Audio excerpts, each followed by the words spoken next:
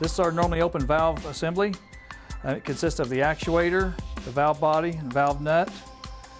This is a normally open, so you don't have to put air pressure this one when you remove the actuator or the valve nut. If we have water leaking from this weep hole here, that means the seal has to be replaced. If it's leaking water from this weep hole here or this one, then the gland nut is not tight enough in here, or the threads on the tube may be backed off too far. If water's leaking out of here, either this nut here is not tight enough or we have a bad seat inside there.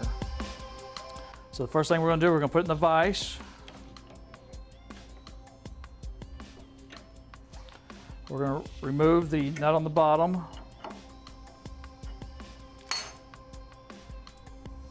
The seat stayed out on the valve nut here. Sometimes it will actually stay inside the valve body. The next thing, we're going to remove our actuator. Sometimes it's just hand tight. Sometimes you may have to use a strap wrench to loosen it, to get it off of there.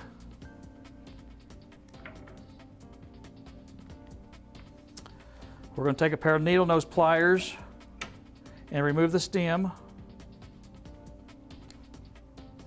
This one here, the stem and the seal and everything came out as an assembly. We have the backup ring, which has a groove in it, which faces down. We have the other backup ring that has a little step in it, which it faces the brass wedge ring on the seal assembly. If your seal does stay down inside there, you need to take your push tool here and push it up from the bottom up. That will push your seal out.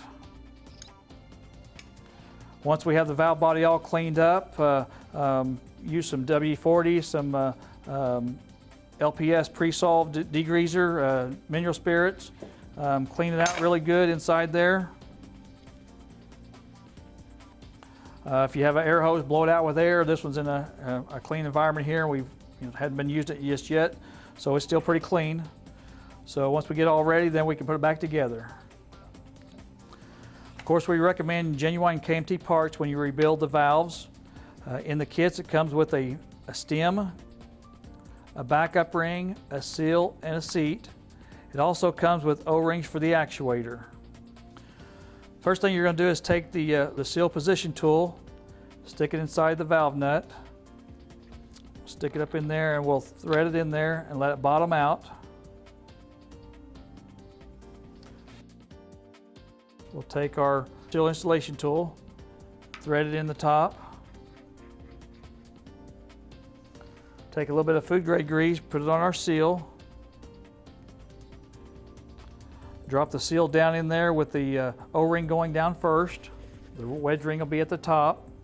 Use our push tool to push it down in there. Make sure it bottoms out on your position tool. Then we can unthread the seal tool.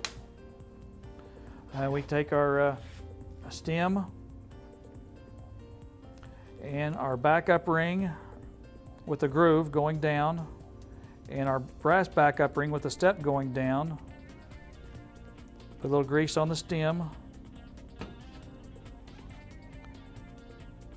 Put it in position. Before we do any more to there, we'll probably go ahead and rebuild that actuator. And then we can go ahead and unthread the end cap.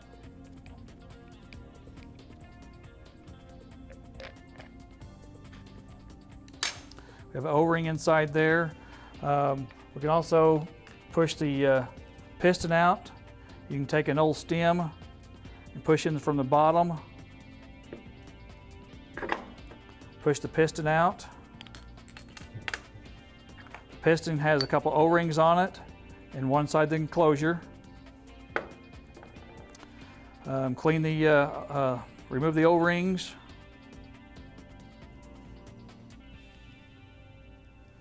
Clean it up really good. Put some FML2 grease back on them.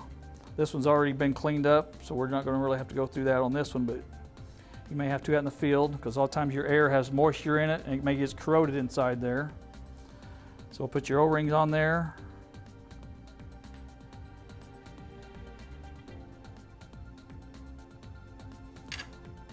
Put a little grease inside the cylinder there.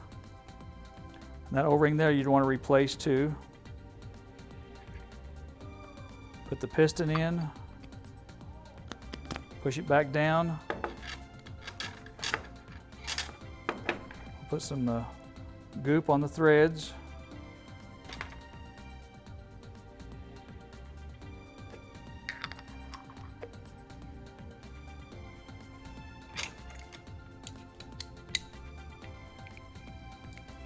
Thread it back on till it bottoms out.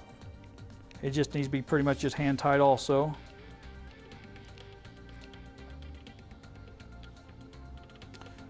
You can put it back in a strap wrench and give it just a little extra tug if you need to.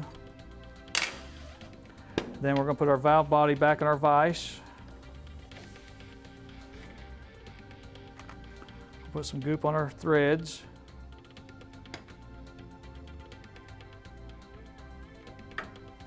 Thread it down in there. And then we're going to remove the position tool out of the bottom. Sometimes that little position tool stays inside there. You may have to get a pair of needle nose pliers to pull it out. And you take your seat. We'll put a little goop on it.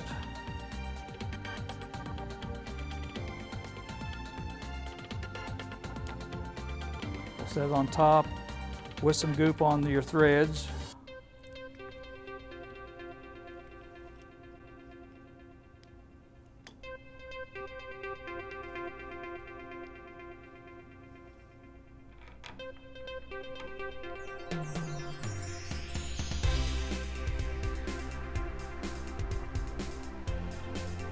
Thread it in there till it bottoms out, and then torque it back down to the recommended torque value. Gets 50 foot-pounds.